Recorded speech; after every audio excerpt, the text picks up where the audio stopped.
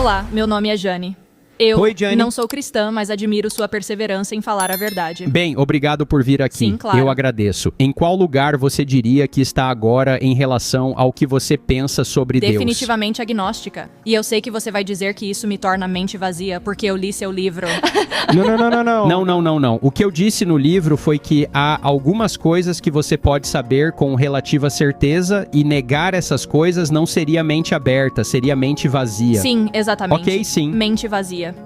Prossiga. Eu tenho várias questões com seu livro. Tenho certeza de que muita coisa está desatualizada. A unidade e diversidade e etimologia, por exemplo, não estão corretas.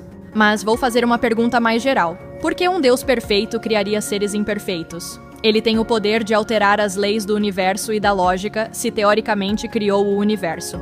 Mas ele escolheu ativamente criar um mundo no qual o pecado tem a capacidade de existir e onde pecado e sofrimento são necessários para apreciar o bem. Por que ele não poderia simplesmente criar um mundo totalmente bom, que todos pudéssemos aceitar como perfeitamente bom? Criar seres perfeitos significaria nenhum erro em nosso julgamento, o que significaria nenhum pecado. Por que ele não poderia fazer isso? Ok. O que você está dizendo é logicamente possível, mas pode não ser possível na prática com criaturas livres. Porque há uma coisa que Deus não pode fazer, uma contradição. Ele não pode forçar criaturas livres a fazer o que ele quer. Não é forçar. Se todos fôssemos perfeitos, com mentes perfeitas que pudessem raciocinar que essa é a resposta correta...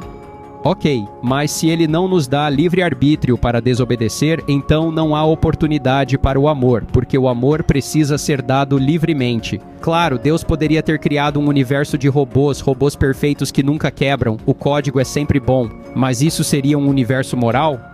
Quem sabe, foi ele quem criou a lei de que precisamos ser imperfeitos para sermos morais. Não estou entendendo. O que você quer dizer com isso? Basicamente no sentido de que simplesmente ter a capacidade de pecar não significa que, inevitavelmente, pecaríamos se tivéssemos sido criados perfeitos. O fato de termos decidido nos desviar significa que fomos criados de forma imperfeita. Não necessariamente. De acordo com a Bíblia, você pode dar livre-arbítrio a uma criatura criada bela como Satanás. E se você dá a essa criatura a capacidade de obedecer ou desobedecer, ela se torna uma criatura moral. O mesmo é verdade para Adão e Eva. Quando você diz perfeito, isso precisa ser explicado. O que significa perfeito? Se perfeito significa que a pessoa não tem livre-arbítrio para desobedecer, eu argumentaria que isso não é um ser perfeito, é um robô, certo? Robô vem de um sentido moderno. Em que sentido você diria que um ser não tem livre-arbítrio e não é um robô e ainda assim sempre escolhe o caminho certo? Bem, partindo do argumento geral de que Deus existe... Que era Deus, você o seguiria? Você quer dizer que tudo na Bíblia é 100% verdadeiro exatamente como está escrito? Não estou necessariamente falando das questões lógicas da Arca de Noé ou algo assim, mas do Salvador e tal? O cristianismo é essencial. Existe um Deus. Você não é ele. Você é caída. Eu sou caído. Violamos o padrão de justiça e não podemos nos salvar.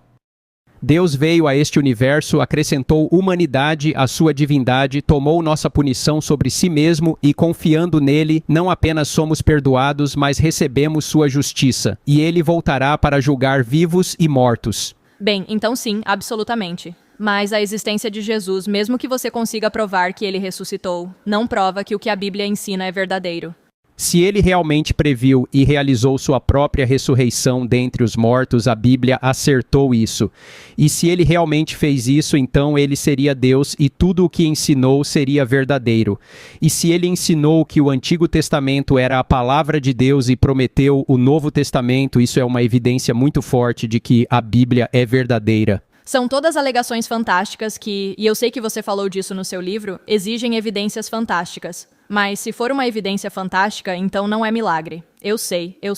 Mas estou dizendo que você não pode simplesmente continuar pulando de uma conclusão para outra. Só porque alguém ressuscitou dos mortos não significa que essa pessoa esteja inerentemente conectada ao ser infinito, todo-poderoso e onisciente. A menos que tenha sido previsto com antecedência e esteja dentro de um contexto religioso e teológico, que é o que aconteceu com Jesus. Isso é questionável com base nas reescritas de Marcos, que foi o primeiro evangelho, mas acho que já fiquei tempo demais aqui. Muito obrigada. Obrigado por vir. Claro, obrigada por Deus te conversar abençoe. comigo. Agradeço. Muito obrigada.